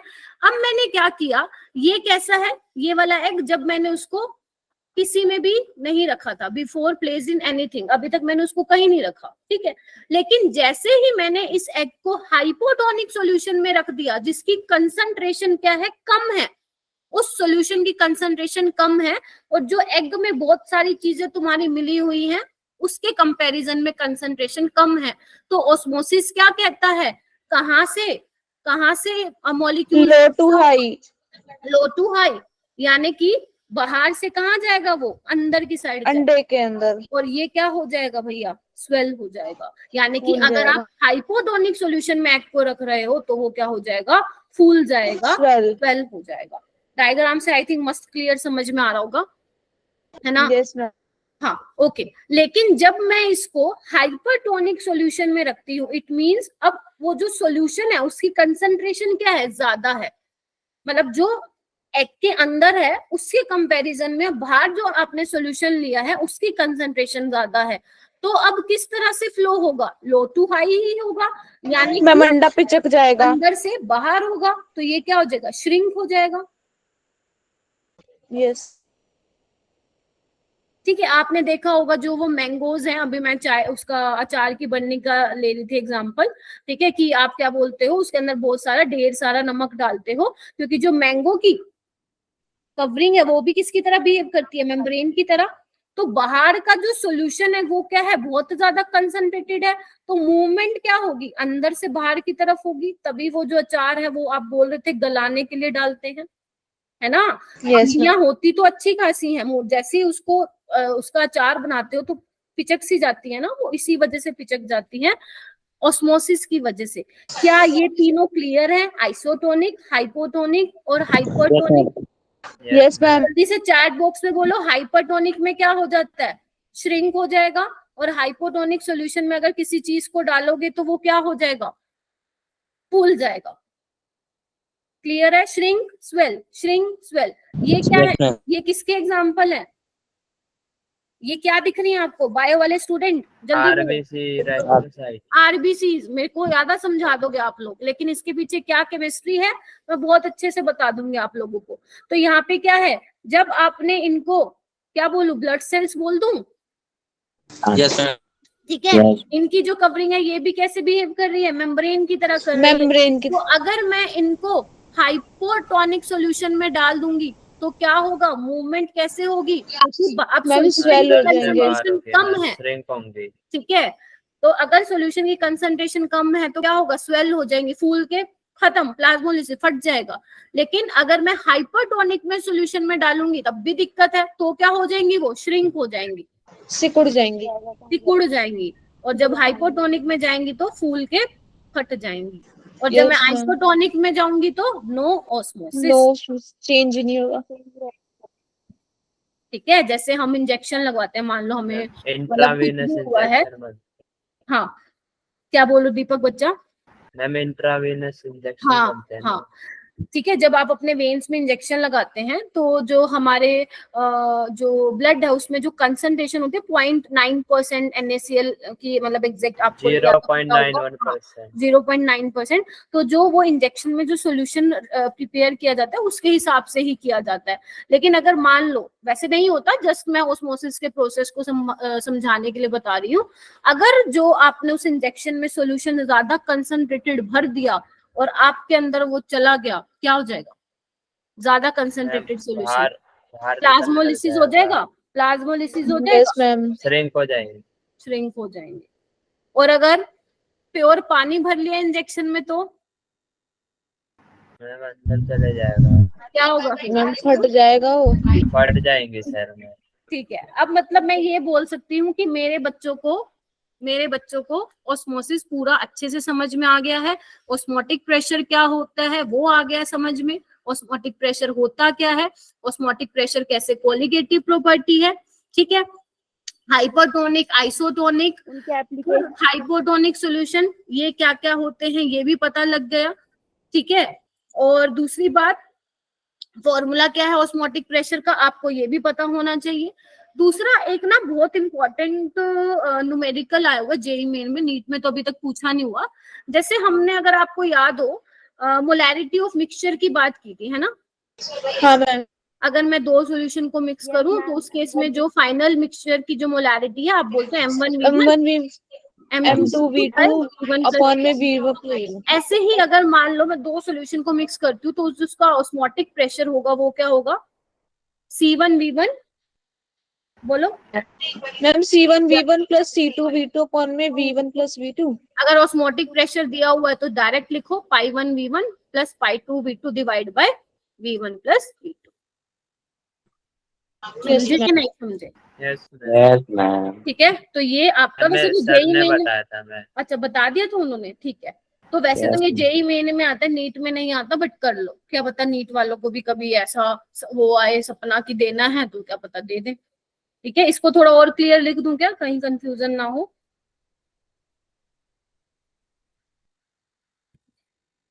बोलो जी, ठीक है। Yes ma'am. ओके ओके, ये तो बढ़िया हो गया। उसके अलावा ये क्या दिख रहा है भाई अब तुम लोगों को? आरो रिवर्स ऑस्मोसिस। ये क्या है? RO ये का पानी। स्पॉन्टेनियस प्रोसेस है या non spontaneous ma'am non spontaneous है ना? इलेक्ट्रिसिटी प्रोवाइड कर रहे हो ना, आरओ में क्या लगी हुई है, मोटर लगी हुई है ना, जिससे पानी क्या है, हाँ मैम। गंदा पानी साफ बदल रहा है। तो रिवर्स में क्या होता है, गंदा पानी साफ हो जाता है। लिख लो, गंदा पानी साफ हो मिनरल्स जाता है। वगैरह सब छिन जाते हैं। हाँ, तो यहाँ पे आपको ये मैम जो- हाई से लो जाएगा। हाँ, जो मैंने ये यहाँ पे ये पिक्चर लगाई हुई है, इससे तुम लोगों को समझ में आ रहा है। अगर मैं सॉल्यूशन की साइड पे ऑस्मोटिक प्रेशर से भी थोड़ा ज्यादा प्रेशर लगा दूं तो क्या होगा, प्रोसेस पुट्ठा हो जाएगा, है ना। मतलब अब क्या होगा, जो आपका नमक वाला पानी है उसमें से जो पानी के मॉलिक्यूल्स हैं वो भागेंगे, यानी कि आपका जो साफ पानी अब क्या हो रहा है, सॉरी गंदा पानी क्या हो रहा है, साफ हो रहा है। साफ हो रहा तो जो आप आरओ यूज करते हो, जब तक आप वो स्विच ऑन नहीं करोगे, जब तक इलेक्ट्रिसिटी नहीं होगी तो वो काम तब नहीं तक करेगा, है ना। वो मोटर काम ही यही कर रही है कि गंदे पानी को क्या कर रही है, साफ कर रही है। साफ। तो रिवर्स ऑस्मोसिस यही है, जब आप एक्स्ट्रा प्रेशर लगा दोगे। अब एक्स्ट्रा प्रेशर यानी कि आप अपने आप तो नहीं हो रहा, आपको लगाना पड़ रहा है, बाहर से कुछ प्रोवाइड करना पड़ रहा है, राइट। तो उससे क्या होगा, आपका गंदा पानी क्या हो जाएगा, साफ हो जाएगा। ठीक है, लिखो इसकी डेफिनेशन। हाँ बेटा, कोई बोला क्या मैम? लिखो, when pressure is greater than osmotic pressure. लिखो सारे, व्हेन, या सिंपल लिखो, if pressure is applied more than the osmotic pressure then reverse osmosis take place. मैं सिंपल लिख देती हूँ, ऑस्मोटिक प्रेशर से ज्यादा प्रेशर लग रहा है।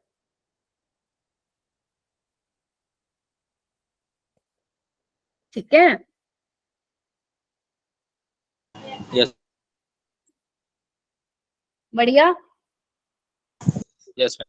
इसका एग्जाम्पल क्या होता है, कोई बताएगा? Very good. If pressure is applied more then osmotic pressure, तो वो क्या कहलाएगा, वो रिवर्स ऑस्मोसिस कहलाएगा। ये पेपर में नहीं आएगा, पहली बात तो ये नहीं आता है, नीट में कहीं नहीं आता है, इवन बोर्ड्स में भी अब इसकी डेफिनेशन देना बंद कर दी है। तो बस इतना ध्यान रखना, गंदा पानी साफ हो जाता है। ऑस्मोसिस में ध्यान रखना, साफ पानी गंदा हो जाता है। क्या क्या उसकी एप्लीकेशंस है, एक बार वो मैंगो वाली एप्लीकेशन पूछी हुई है नीट में, जेई में पूछी हुई है, वो आप लोगों को पता ही है। श्रिवल हो जाता है मैंगो का साइज ड्यू टू ऑस्मोसिस, है ना, आएगा तो कर लोगे। ठीक है, यस। हाँ, उसके अलावा जो है कुछ क्वेश्चंस हैं जो एक बार देख लो। जैसे देखो, क्वेश्चन ही वही आ गया है, the size of a raw mango shrink to a much smaller size when kept in a concentrated salt solution. Which of the following process can explain this? Osmosis. Osmosis. Easy है question? Yes, ma'am. Yes. Yes ma'am. Okay, ये वाला question देखो क्या दिया हुआ है, ध्यान से पढ़ना। ए सॉल्यूशन इज प्रिपेयर्ड बाय, अपनी नोटबुक निकालो सारे के सारे। ए solution is prepared by dissolving 0.6 gram of urea and 1.8 gram of glucose in 100 ml of water. क्या बोला है कि 100 ml पानी में उसने क्या क्या डाला, 0.6 ग्राम यूरिया डाला और 1.8 ग्राम क्या डाला, ग्लूकोज डाला। आपको पूरे सॉल्यूशन का ऑस्मोटिक प्रेशर बताना है, यानी कि क्वेश्चन को समझे मैम, मिक्सचर वाला है ये? हाँ मैम, ये ऑस्मोटिक मिक्सचर वाला लगाएंगे फॉर्मूला? हाँ, वो लगा दो। ठीक है, या आप ऐसे कर दो, सॉल्यूशन है, या तो आप ऐसे कर दो, π1 + π2, π1 अलग निकाल लो, π2 अलग निकाल लो, दोनों को ऐड कर दो। ठीक है, या इसको आप और कैसे लिख सकते हो, n1 + n2 / v * RT। बताओ, कर सकते हो या नहीं कर सकते? अब वो कैसे लगाओगे, अब देखो ना, ये वाला नहीं लगा सकते आप बच्चे। यहाँ पे वॉल्यूम क्या है, एक ही है, देख पा रहे हो, 100 ml है, ये नहीं लगा सकते v1 v2 ना। तो मैम ये वाला लगाए, n1 + n2 / v/RT। हाँ, जब भी आपके पास ऐसा कुछ दे रखा हो कि एक सॉल्यूशन प्रिपेयर किया गया है जिसमें बेसिकली इन्होंने यूरिया और ग्लूकोज जो है वो डाला हुआ है, आपको सॉल्यूशन का वेपर प्रेशर बताना है और कितने वॉल्यूम में डाला हुआ है, 100 ml में। तो आपको क्या करना है, ये वाला लगाना है formula.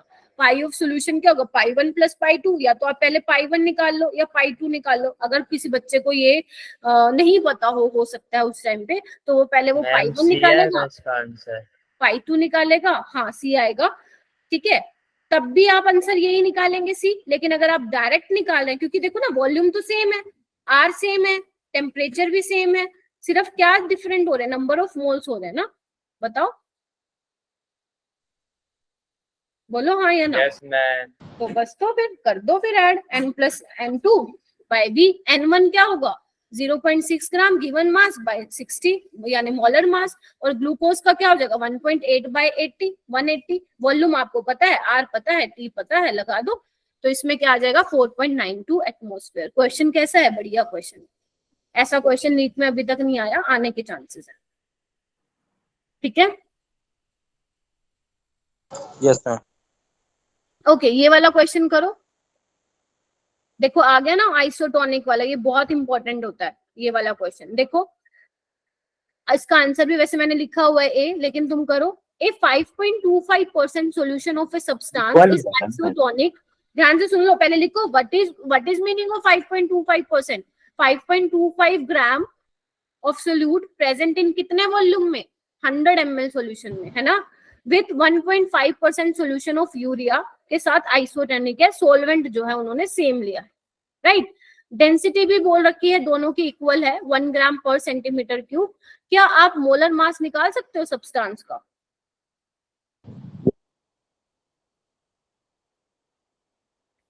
Solution is what, pi1 is equal to pi2, yes यानी कि C1 is equal to C2 लिख दूं डायरेक्ट। Yes ma'am. तो बस N1 bye V1 N2 bye V2। लेकिन अब सेम सॉल्वेंट में 100 ml होगा तो मैं ये भी कैंसिल कर देती हूँ। लो बताओ। मैम 210 ग्राम करना है। ठीक है, नंबर ऑफ Sorry, मोल्स मोल। क्या हो जाएगा, गिवन मास कितना है, 5.25 ग्राम। बोलो। Yes ma'am. मोलर मास मुझे पता नहीं है, दूसरे का क्या है 1.5 ग्राम गिवन मास। मोलर मास कितना है यूरिया का, 60 ग्राम। 60 होगा मैम। 60 ग्राम।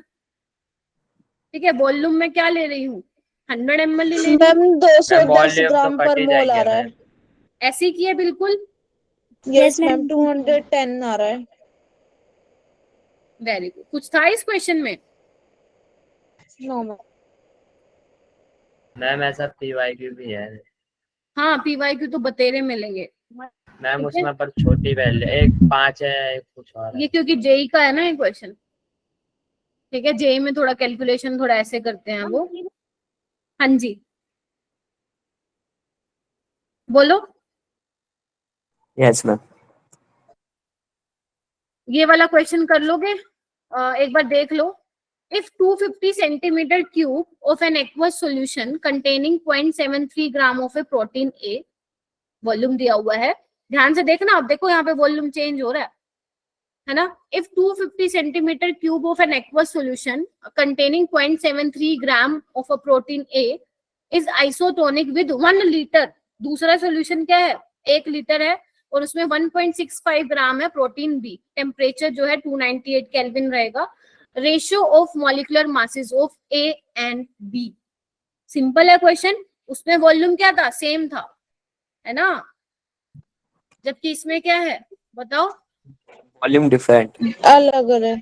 आइसोटोनिक में क्या होता है, N1 upon में V1 is equal to N2 upon N1 में by V2। V1 N2 by V2। V2 given mass is what 0.73। अगर मैं प्रोटीन ए की बात करूं, मॉलिक्यूलर मास मुझे Yes, पता नहीं है तो मैं MA ले लेती हूँ। इसमें क्या होगा, गिवन मास 1.77 है। और इसका वॉल्यूम भी ले लो 250। ठीक है, अब लीटर में चेंज करना पड़ेगा इसको, किससे मल्टीप्लाई करूं, 1000। ठीक है। इसका क्या होगा, गिवन मास 1.6 होगा, 1.65। मोलर मास मुझे नहीं पता है और इसका जो वॉल्यूम है वो है 1 लीटर। तो MA by MB निकाल लो, कितना आएगा, निकाला किसी ने? Ma'am ma'am 1.77। 1.77 आ रहा है। तो यहाँ पे ऑलरेडी 10 की पावर -2 लिखा हुआ है, तो यहाँ पे मैं क्या लिख दूं, 177। कोई ऐसा है जिसका नहीं आया है?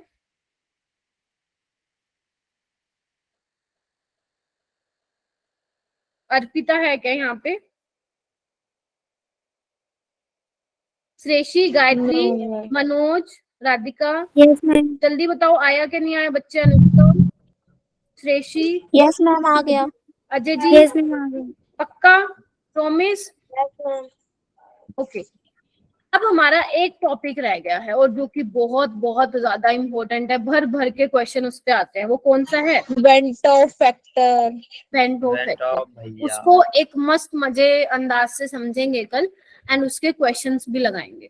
तो इसलिए मुझे आप लोगों का कल 1-1.25 घंटा चाहिए, वो आप मुझे दे देना। अगर आपने वो मुझे दे दिया, टाइमिंग कितनी, यही टाइमिंग है या फिर नहीं change टाइम होगा? मैम 4 बजे से। सुबह रखना। बेटा 3 से 5 11th वालों की क्लास है बच्चे। अब आप मैम 6 बजे के बाद ही तो करूँगा। मैम आप सुबह रखना फिर। अच्छा सुन लो, आप लोगों को जहां भी जाना है वो सुबह सॉरी आफ्टरनून में या शाम में चले जाना। मैं क्लास सुबह रखूंगी 11 से 12। मैम रिकॉर्डिंग बंद कर 2 दीजिए। बजे में। ठीक है, एक सेकेंड रुको।